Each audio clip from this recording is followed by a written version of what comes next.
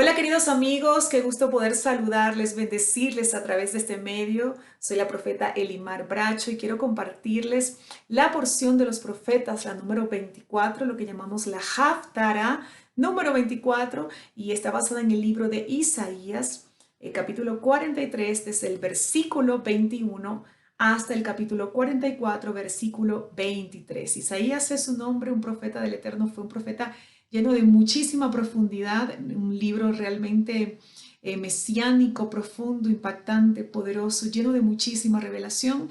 Quiero poder resumirle, les voy a dar un resumen de esta porción de la escritura de la forma más entendible posible y más clara, sencilla. Y bueno, vamos a empezar hablando entonces un poquito acerca del profeta Isaías y de su mensaje, de la estructura del libro.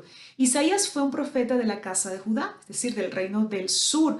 Estas profecías y lo que vamos a estar hablando hoy se da o se escribe o la profetiza luego de, del, de haber sido la casa de Israel, las 10 tribus, de haber sido esparcidas y de todo aquel acontecimiento y todo aquel juicio que vino sobre ellos a través del rey de Asiria. Entonces, cuando Isaías está escribiendo y todas estas cosas que se están dando y que vamos a estar hablando en esta porción de la escritura, ya esto se había dado, es decir, ya la casa de Israel, que son las 10 tribus, el reino del norte, ya había sido esparcido y había venido un juicio sobre ellos por su pecado, por su idolatría, a través del rey de Asiria. Entonces, el llamado de Isaías fue en el año de la muerte de Usías. Se dice que Isaías pertenecía a una familia muy importante.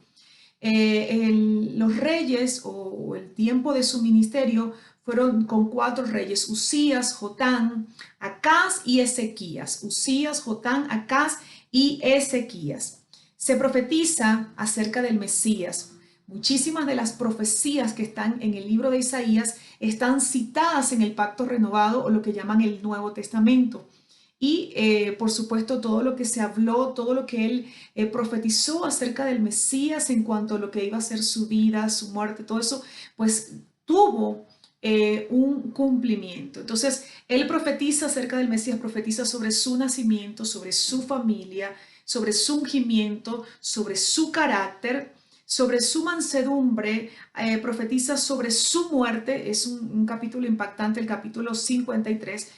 Él profetiza acerca de la muerte del siervo sufriente, la resurrección, y también nos habla de la venida del Mesías, pero también nos habla del reino de milenios, de 1000 años, del reino de 1000 años, nos habla el profeta Isaías. En ese tiempo que él dirige este mensaje, la condición de la casa de Judá era de verdad que iban en una degeneración en su condición moral.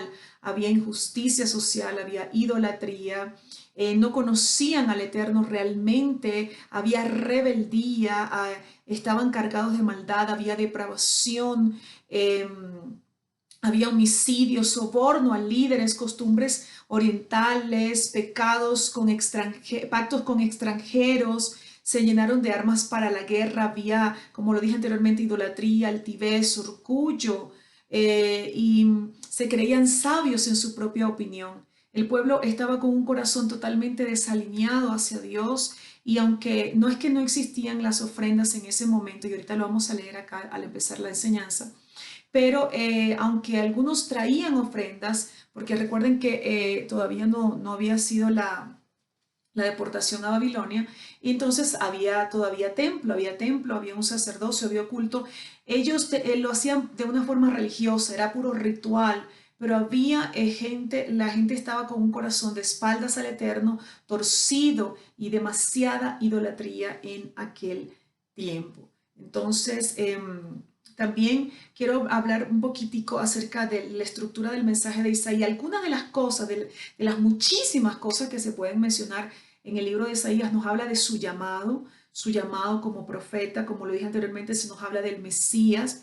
Enseñó y profetizó sobre su venida, su carácter, como lo dije anteriormente, sobre la futura invasión de Babilonia. También profetizó el profeta Isaías. Él vio lo que iba a pasar con el rey Nabucodonosor y que iba a llevar cautivo a la casa de Judá. Da profecías sobre Babilonia, da profecías sobre otras naciones. Habla de la redención de la casa de Efraín, habla de la salvación, de la redención de la casa de Efraín. Cuando habla de la mujer desamparada, la mujer estéril, está hablando a la casa de Efraín. ¿Quién es la casa de Efraín? Es aquellas 10 tribus que fueron dispersas alrededor del mundo, el reino del norte. Habla acerca de la unión de las dos casas. Es muy importante que como profetas podamos conocer y anunciar las dos casas. Habla de la futura gloria de Sión y nos habla del reino de 1000 años, entre otras cosas de las cuales el profeta Isaías nos habla. ¿Ok? Dicho esto, entonces, vamos a empezar con la lectura de la porción de los profetas de esta semana. En el capítulo 43, a partir del versículo 21, dice: pueblo que he formado para mí, para que declaren mi alabanza, pero no me invocaste, Jacob, te cansaste de mí, Israel. No me ofreciste tus ofrendas solá, ni me honraste con tus ofrendas shelamim, ofrendas de paz. No te exigí ofrendas minja, de harina, ni te cansé con el incienso. Fíjese que hay un aporte importante de un comentarista que dice: el presente de oblación se hacía solo con un puñado de harina. Es decir, no representaba para ellos esfuerzo, ni pérdida, ni nada por el estilo. Es decir, que no era trabajoso. Y poner incienso, un puñado de harina y poner incienso. También nos habla en el 24, dice: no compraste para mí caña aromática, ni me satisfaciste con lo mejor de tus sacrificios. ¿Por qué no compraste la caña aromática? Porque crecía naturalmente en Jerusalén.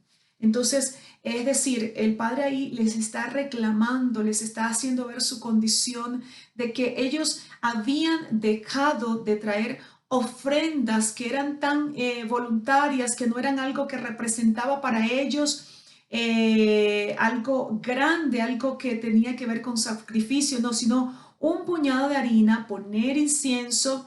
Y fíjese que la caña aromática crecía naturalmente en Jerusalén, o sea, no era una carga para ellos. Pero ¿qué pasó ahí? ¿Y qué es lo que podemos nosotros tomar el principio que está vigente? Que ellos no podían ofrendar al Padre como era debido, porque su corazón era el que estaba torcido. Nosotros no podemos dar lo que no tenemos, no podemos dar externamente lo que no damos con el corazón. Entonces había en ellos en el pueblo, en ese tiempo, había una condición de decadencia espiritual. No compraste, y estoy hablando de la casa de Jacob, es decir, de la casa de Israel. Esta porción de la escritura es para ellos. No compraste para mí caña aromática, ya lo dije, ni me satisfaciste con lo mejor de tus sacrificios. En lugar de eso, me cargaste con tus iniquidades y me cansaste con tus transgresiones. Me cargaste con tus iniquidades y me cargaste con tus transgresiones. Es decir, la iniquidad son patrones que están dentro de la naturaleza caída del hombre. Esa naturaleza tiene una triple estructura: lujuria, rebelión y soberbia. Y la iniquidad son patrones genéticos, códigos genéticos heredados de los antepasados, que provocan que en el temperamento y más adelante en el carácter del individuo se revele, se manifieste una ley que va en contra de la Torá, en contra del diseño del Padre. Es decir, cuando Pablo dice: lo que quiero hacer no hago, sino que termino haciendo lo que no quiero, porque encuentro una ley en mis miembros. Esa ley de la cual Pablo habla es la iniquidad, es la tendencia al mal, es la esencia de la maldad que está en la naturaleza torcida, la naturaleza que está siendo renovada por la Torá. Entonces, esa iniquidad viene de atrás, tiene que ver con el pecado que nos asedia, con lo que viene de atrás. Y aquí el Eterno les habla a ellos de sus iniquidades, que porque eso venía de atrás, eso venía de atrás. Y ya vamos a ampliar esto un poquito porque vamos a seguir leyendo. Entonces dice que me cargaste con tus iniquidades y me cansaste con tus transgresiones. Yo borro tus transgresiones por mi propia causa. Es decir, no porque tú lo merezcas. No recordaré tus pecados. Hazme recordar, dice el Eterno. Hazme recordar, le está hablando de que le hagas recordar sus méritos si cree que él es injusto. Y le dice, juntos evaluemos la situación. Fíjese cómo el Padre, en ese carácter paternal, valga la redundancia, les está llevando a que puedan entrar en una zona donde ellos puedan mirar hacia adentro y ver lo torcido de su condición para que haya un teshuvah, un girar. La palabra teshuvah tiene que ver con alineamiento, con girar. Es decir, si usted va al norte o al sur, usted gira y ahora va al norte. Es girar, es alinearse con el diseño del Padre y volverse del mal camino. Plantea tu posición, le dice el Eterno, y serás vindicado. Es decir, plantea tu posición y serás vindicado. Le está dando la oportunidad.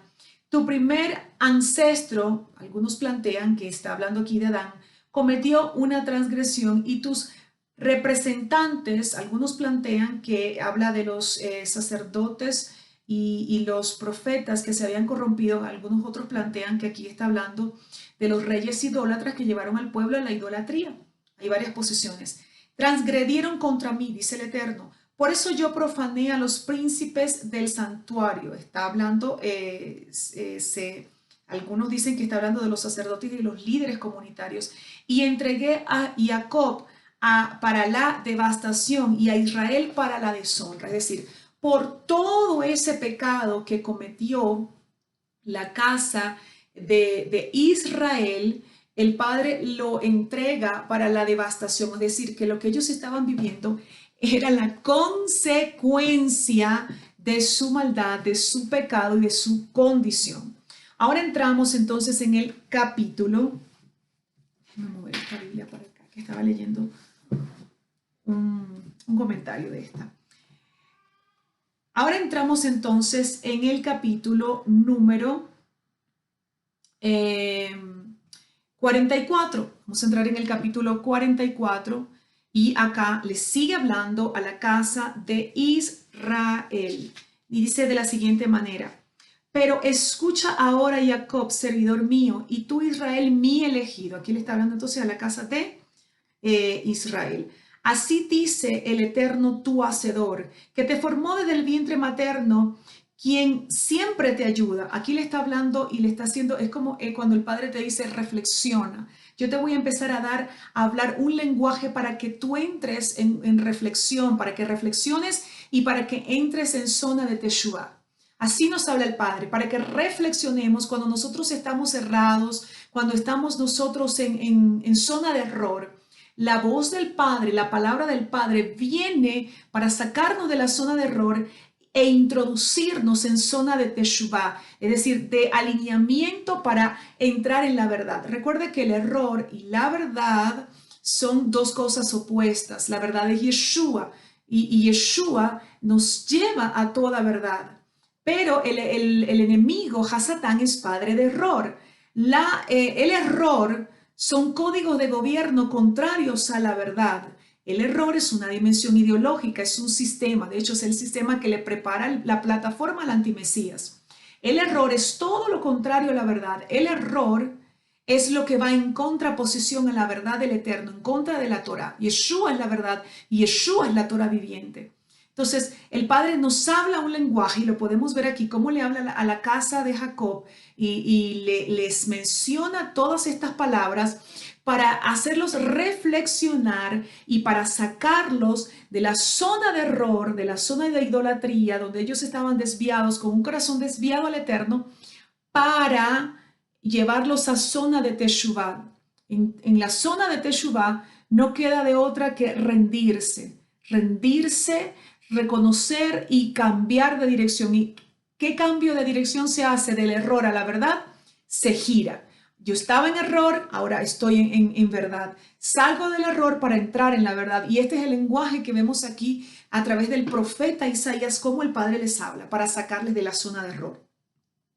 Entonces, les está llevando a un lenguaje, le está dando un lenguaje reflexivo y les está llevando a reconocer su identidad como pueblo. Dice, tu hacedor te formó en el vientre materno, quien siempre te ayuda. No temas, Jacob, mi servidor. No temas. Dice, y Eshurum, Israel. Esto tiene que ver con recto. Miren, primero les dice, miren su condición. Ahora, miren, les dice, esto tiene que ver con recto, es un diminutivo de la palabra Israel. Mi elegido, así como vierto agua sobre la tierra sedienta y hago fluir el agua sobre la tierra seca. Fíjese esto, el agua es la Torá de vida. Así como cuando no hay Torá en la vida de alguien, es como una tierra seca. Yeshua nos compara en la parábola del sembrador como tierra, como terrenos, tierra. Algunos son tierra fértil, otros son tierra donde había espinos, otras son tierra infértil. Pero aquí esto es muy importante, este lenguaje que está siendo utilizado aquí, porque la palabra es la Torá. La palabra es la Torá, es el agua, perdón. La palabra, la Torá es esa agua que el Padre vierte sobre la tierra seca. No solamente es algo literal que llueve y el agua seca, no. Esto también tiene que ver con la tierra seca. Cuando Efraín fue esparcido por las naciones, eran huesos secos, pero también era tierra seca. Y el Padre envió su agua. Y el Padre sigue derramando esa agua que Yeshua le ofreció a la mujer samaritana, porque es la Torá la que nos da vida, la que nos da identidad, la que nos activa en nuestro propósito, la que nos proyecta hacia el diseño y el cumplimiento de la voluntad del Padre. Entonces dice, así como vierto agua sobre la tierra sedienta y hago fluir el agua sobre la tierra seca, así verteré mi espíritu sobre tu descendencia y mi bendición sobre tu progenie. Fíjate esto, vertiré mi espíritu sobre tu descendencia y mi bendición sobre tu progenie. Es decir, aquí nos está hablando el Eterno de lo que Él haría cuando vino la festividad de Shavuot, y ahora que estamos próximos a la festividad de Shavuot. ¿Qué es lo que el Padre hizo? Él pudo vertir de su espíritu sobre nosotros, sobre los escogidos, para esculpir la Torá en nuestros corazones. El libro de Ezequiel nos habla de esto, el libro de Jeremías nos habla de esto. Aquí encontramos una parte también que el espíritu de Adonai vino sobre nosotros para esculpir la Torá en nuestros corazones, para quitar el corazón de piedra y darnos un corazón de carne. Entonces dice también, y mi bendición sobre tu progenie. Él les está hablando aquí de una restauración, es decir, aunque yo te entregué, te procesé, traje un juicio correctivo, no un juicio destructivo, no, un juicio correctivo, porque el Padre a quien ama castiga. Aunque vino un juicio correctivo sobre ti, también viene un tiempo de restauración, un tiempo de bendición para ti, casa de Israel, casa de Efraín. Es el tiempo del despertar. Shavuot viene como un proceso, vino como no solamente un acontecimiento, sino un proceso continuo de llenura del Espíritu de Adonai. Es un tiempo donde el Padre nos está disolviendo para cada día vaciar en nosotros de su espíritu y que nosotros podamos ser libres de las ataduras, del pecado, de la iniquidad y que Él pueda gobernar nuestras vidas. Entonces, fíjense qué maravilloso aquí como lo está hablando, que Él vertiré de mi espíritu sobre tu descendencia. Es decir, así como vierto agua sobre la tierra seca, así vendrá mi espíritu sobre tu descendencia, sobre todos los descendientes de la casa de Jacob. El espíritu de Adonai vino a llenar esa tierra seca. Ellos brotarán entre la hierba como los sauces junto a los arroyos de agua. y nos está hablando aquí de la multiplicación, no solamente de ese traslado de zona de error a la zona de verdad, de la transformación, del llamado, del despertar, sino de cómo empezaría ese despertar a fluir sobre toda la casa de Israel y las naciones para ser despertados y para ser restaurados y para ser vueltos a nuestra identidad como pueblo, como casa del Eterno, como pueblo, como hijos, volver a la Torá, volver a nuestro diseño, volver a nuestra cultura, que no es la cultura de los judíos, es la cultura del pueblo del Eterno.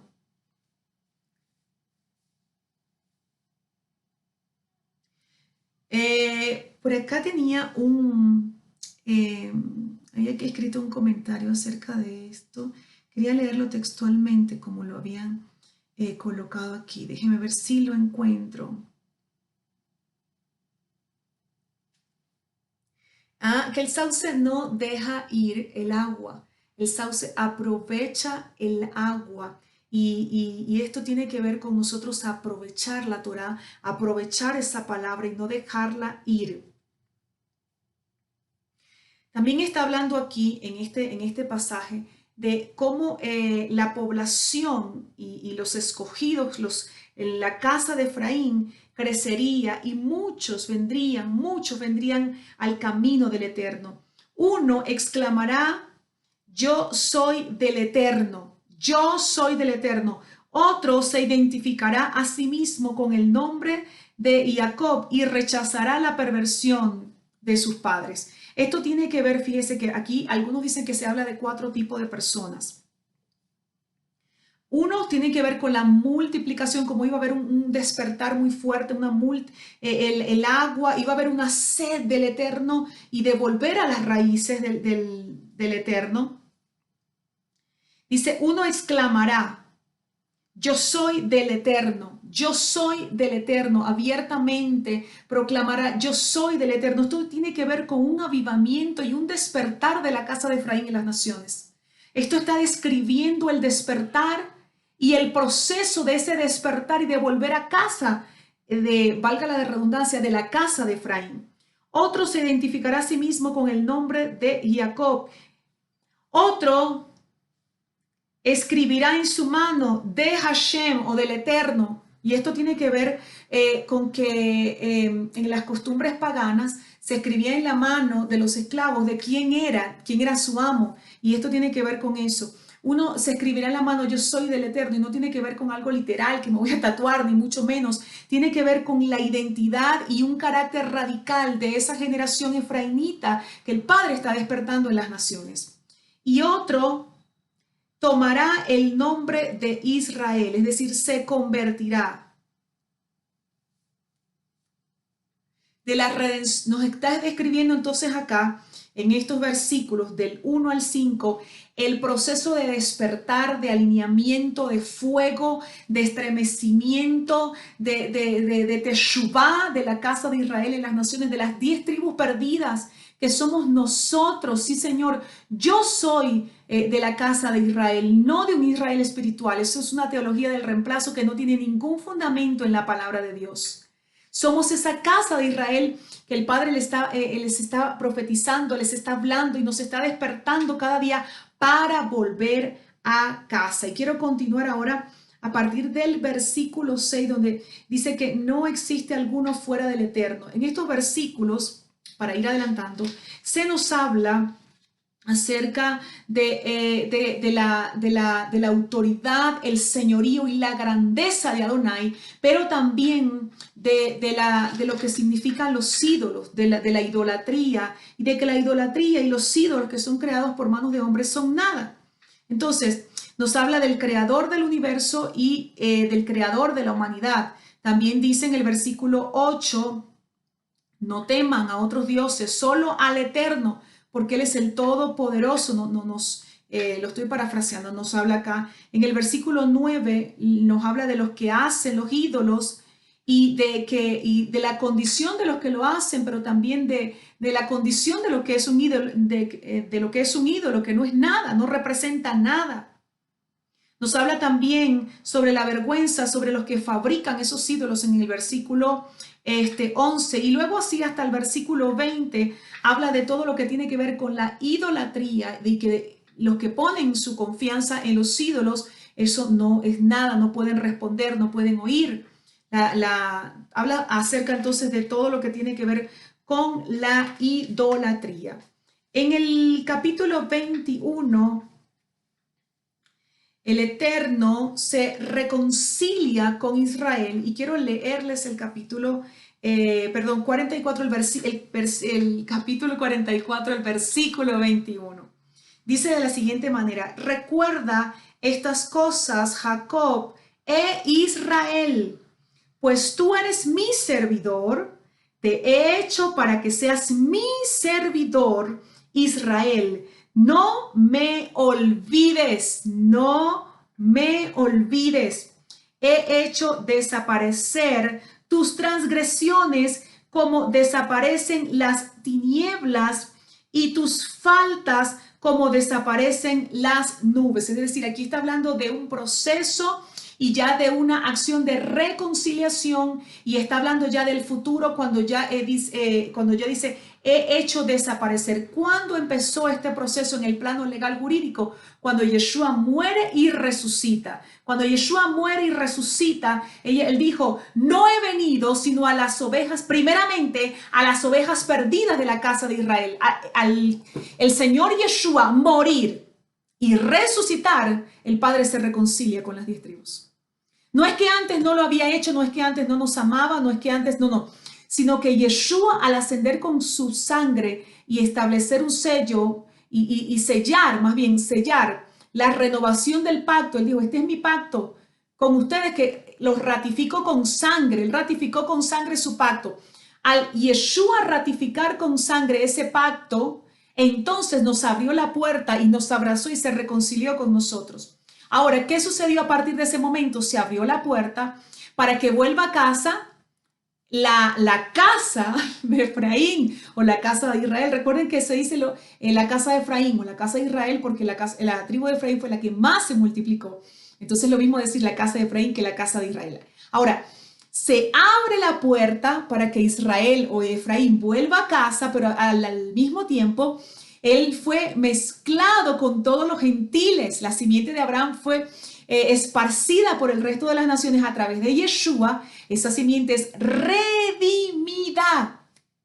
Es redimida. Y ahí está hablando en esta profecía de esa reconciliación. Esa reconciliación empezó con la resurrección de Yeshua y el sellar el pacto con su sangre preciosa. Ahí comenzó esta reconciliación. Ahora, es progresivo el despertar porque todavía la cosecha irá en aumento, como lo leímos en los versículos anteriores. Esa agua que el Padre está enviando, que es su espíritu, su Torá, sobre la tierra seca, nos está dando vida. Y hay un despertar profético alrededor de las naciones. Y la casa de Efraín está volviendo a casa, al diseño, haciendo teshuvá.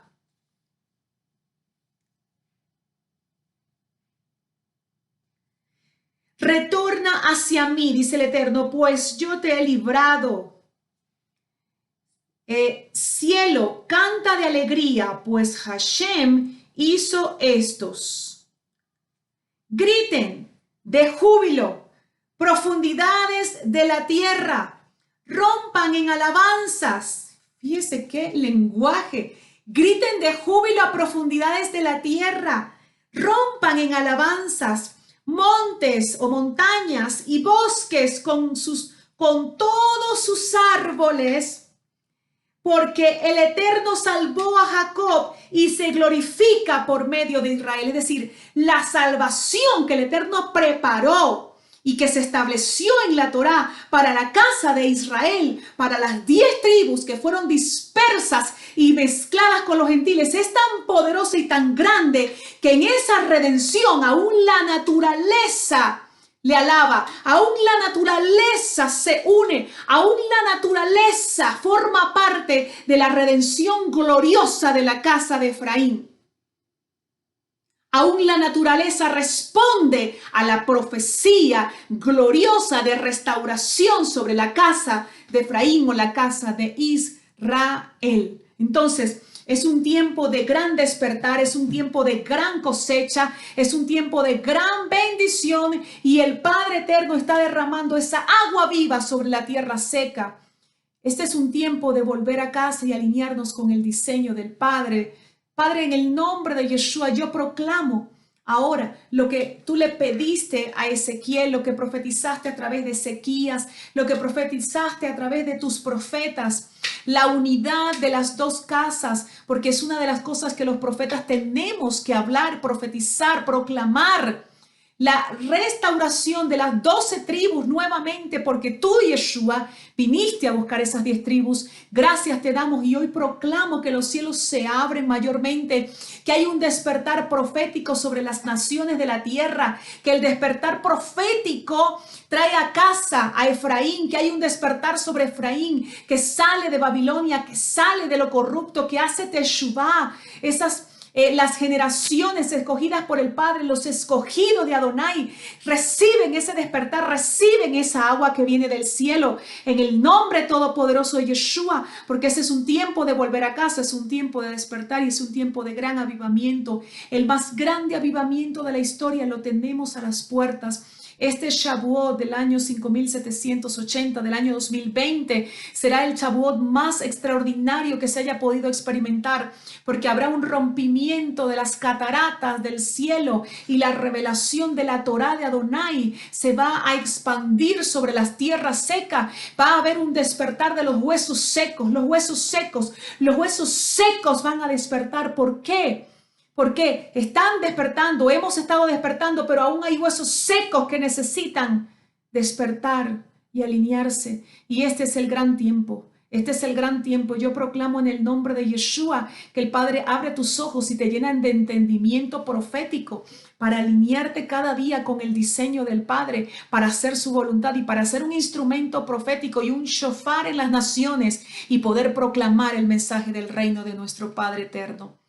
En el nombre de Yeshua los bendigo y les invito a compartir este mensaje, esta porción de los profetas. Si para ti fue de bendición, compártelo también con otros. Así que también quiero invitarte a inscribirte, a suscribirte a nuestro canal de YouTube de Ministerio Altares de Adoración. Hemos aperturado un canal para que estén ahí todas las parashot, todas las haftarot y puedas a tener acceso a ellas. Me llama mucho la atención que cuando buscaba haftará en YouTube es muy poco lo que se consigue acerca de estos temas y los profetas necesitamos estos temas. Los profetas necesitamos hacer algo más que profetizar profecías personales o profecías para naciones, para congregaciones. Necesitamos conocer y proclamar las profecías que ya están en la Torá. Un gran abrazo para todos. Les habló su profeta y amiga Elimar Bracho. Nos vemos en una próxima oportunidad.